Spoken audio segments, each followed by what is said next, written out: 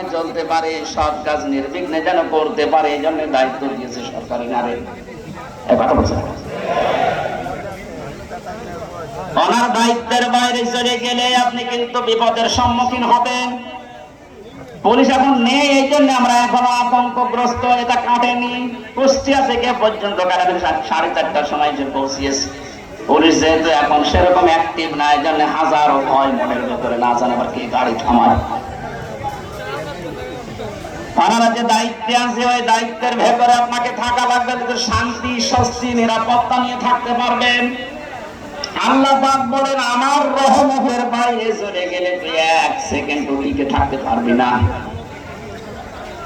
এই জন্য রহমতের জন্য মাজারে যাবেন না মসজিদে? আরো যাবেন। মসজিদে বসে থেকে কাজ শেষ তা না, নামাজ ফরজ শেষ, সুন্নত নফল মসজিদে বলার দরকার নেই।